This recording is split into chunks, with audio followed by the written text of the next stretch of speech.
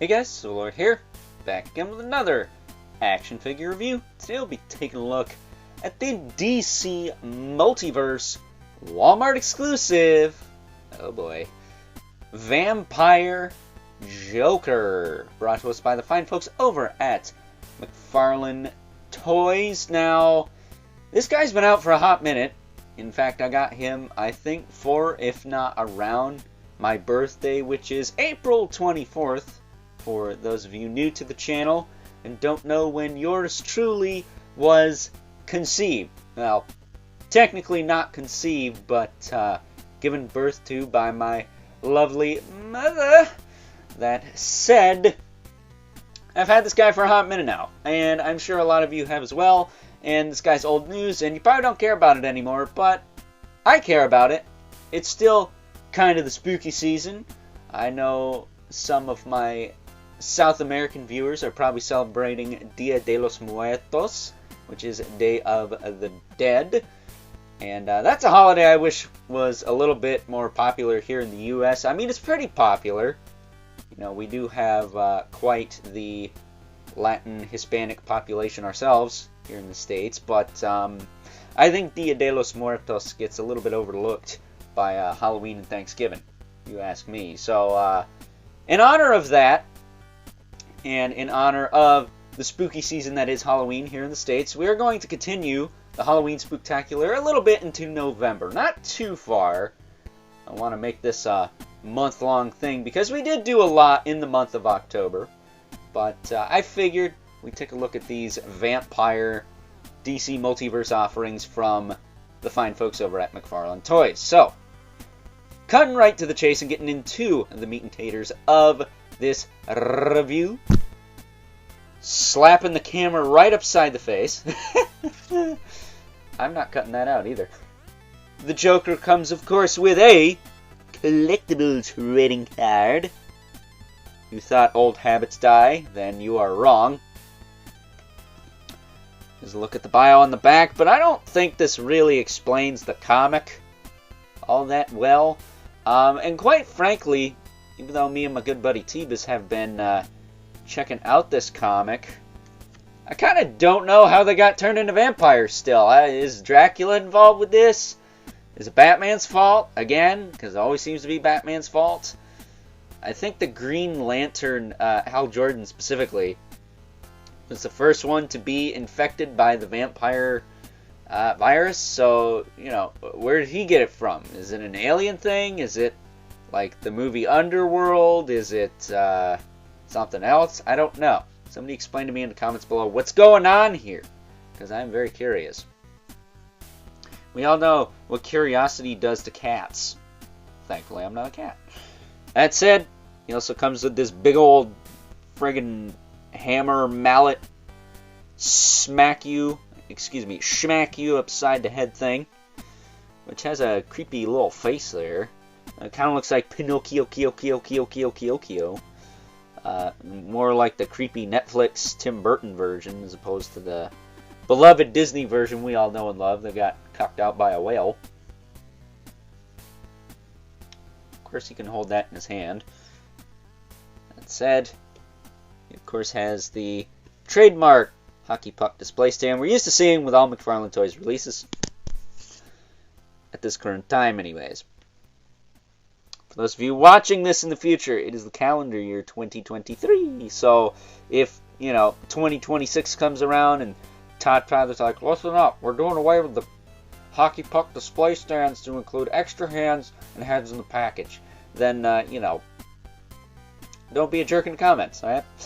That said, this figure appears to utilize some of the parts from the, I want to say, Criminal from the Three Jokers wave. That is the Joker that comes with the cane and has the buttoned up coat. Maybe the coat is new, maybe some of this figure is new, but to me, looks a lot like that. A lot like that. So if it's not, then you know what? It is what it is. It's a new body. Look at that. At least the Todd Father's willing to spend money on new bodies as opposed to some people out there. Bro. So, with that being said, as far as articulation goes, his head can look side to side. It's very tight. Kind of hear popping there. But it does work. He can look up and down as well. Not a lot, even though he does have the double ball peg, but he can look up and down. He does tilt side to side. His arms go out and go back down. They can rotate all the way around. He does have a butterfly there a little bit. I don't know if he's got the little rotator cuffs. Yeah, he does. He's got the little rotator caps in there. But on this figure, his arms go down all the way, so you don't need to take them out. I know on the 3 Jokers figures, I think, pop the arms off and pop those little... They're called washers, actually. But those little discs in the shoulder joints, I did pop those out. And I left them off so you can put their arms down. So they're not like Randy from A Christmas Story. I can't put my arms down. So, you know, that kind of helps things. But here, don't seem to have to do that. He does have a bicep swivel, though. Looks atrocious because it's on a coat sleeve. Not a whole lot to do about that, unfortunately. He does have a double jointed elbow. Crunches all the way up. There's a little bit of the Cliffs of Dover going on, but not terrible. Straighten back out. It's got a hinge in the wrist with rotation. And of course you get it in the top and the bottom of that joint. Really cool sculpt on that hand there. Can I focus on that? Probably not, but there you go. He's ready to rip your face off with that. That's pretty gnarly. That said, his torso, he can rotate a little bit. And he can kind of crunch. I don't think he can crunch all that well. He can crunch a little bit. All things considered, it's not terrible. Shy of putting a joint in the coat itself, you're not going to get a whole lot out of that. So what they did here, and I think you're getting it mostly in the waist. But yeah, it does kind of bunch up and get stuck on itself. And just not the most effective crunch there. But you do get your twist in there. That said, I'm curious if this guy is built like the criminal in the sense that he's got the double. He's got like a rubber piece here, as well as the diaper and the upper body. I'm curious if this is a 3-piece thing. Of course, there's obviously a joint here, or a couple of joints. I'm curious if there's like a couple rubber overlays in there, or if it's just one. Because if you took one out, you might be able to get more range out of that. Yeah, you could get pretty far, but if you took one of those out, could you get more range? I'm curious. His hips can kick out to the side. He can't really do the splits, but that's mostly because of the diaper. Then he can kick forward and back. He does have a bit of a thigh cut in there. Actually a lot. Mostly inward, but it does work. It's got a double knee. That one doesn't want to bend. Let me try the other side. Oh, gee whiz. Let me try this side. It doesn't want to bend on the bottom knee for me. Sorry, evil villain. I gotta push it somehow. I gotta show you the range. There we go. There we go. Alright. That was tougher than I thought it would be. At least it's not loose, right?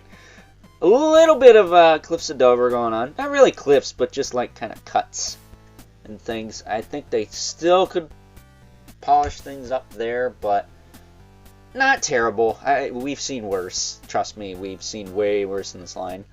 And then he's got the ankle, the ball hinge ankles with the rotation in the pant leg and the rocker, and then he's got toe joints, which are not loose on either side. That said, I remember when I got this guy, I had to heat up one of these and pop it out and put it back in the other way because it wasn't going in all the way. I think it was just upside down. So there you go. There is Vampire Joker in a nutshell. Cool figure. I don't think it's the best this Vampire line has to offer, but I think it's a little bit of an improvement to the Batman. The Batman you just couldn't really do a whole lot with because of that giant cape he had, and this guy doesn't appear to have some of those same restrictions. Can I get this in his hand? Yes, I can. There we go. Yes, I can, Sam I am. There. But this guy doesn't appear to have some of those same restrictions. Can pose him around just fine. I'd say he's a little bit more articulated despite the fact he's in a suit. But that's just me. Let's take this around. There we go. So, with that being said, it should also be worth noting his hammer does have a J on one side of it. So he can brand your arse when he smacks you upside the head with it. Schmacks you upside the head with it, excuse me. But with that being said, as I get caught on a tangent, as usual. Let's now move right along, take a look at some size comparisons. First up, here's the Vampire Joker alongside the closest thing I could find to a Joker figure sharing a similar body buck to this one. This is, of course, the criminal from the Three Jokers line. I would say closely resembling Jack Nicholson's Joker as far as the character is concerned. Of course, he's got the cane there. They might have different coats, but I think the arms and legs and feet and stuff are the same. Very, very similar if they're not the same. That said, we also have the first vampire figure offered in this, I think it's Justice League versus the Vampires, right? Line from DC Multiverse. It's the Vampire Batman, because of course Batman was first. Why wouldn't he be? Todd McFarlane is making these, by the way. And he's on that god-awful Year 2 Batman body that is just way out of scale with everything and too freaking big. So, you know, I want a Crimson Mist Batman, personally. The Vampire Batman with the bat wings and stuff. It looks really gnarly and awesome looking, but not on this body, please. I would take that on the Nightfall body before this. So, getting these two out of the way. This Batman's just too freaking big. It's too freaking big. This, of course, would not be one of my videos, however, without bringing in good old Mythic Legion's Brother Mandibulus. Just kind of pigeon-toed here. What's going on? There. Wasn't like that a minute ago. And the infamous 11 Spawn, who of course scale quite nicely with this Joker. Now I will tell you, my favorite Joker, speaking of 11, is probably the 11 Joker.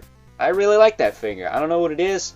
It just has a presence about it, and I like the expression on the head sculpt of that figure. But this vampire one's no slouch. I really like this one too. So with that being said, it's time to wrap things up. Some final thoughts. Overall, and aside from any issues I already had with the Three Jokers Joker figures that I'm 99.98% sure utilized a lot of the same parts, I gotta tell you, I really like this Vampire Joker figure. Despite its shortcomings, I think it's a little bit better than the Batman personally, but I think anything's better than that Year 2 Batman body, right? And I gotta tell you, it only goes up from here. The Superman and the Green Lantern in this Justice League versus the Vampires, is that what it's called? Seriously, I don't know what it's called. I just call him Vampire so-and-so, you know? Keep it simple, stupid. We're only going up from here. The Green Lantern and the Superman are leagues better than this Joker and the Batman. So, I'm looking forward to that. I hope you guys are too. And with that being said, I hope you guys enjoyed this review. And until next time, I'll catch you guys later.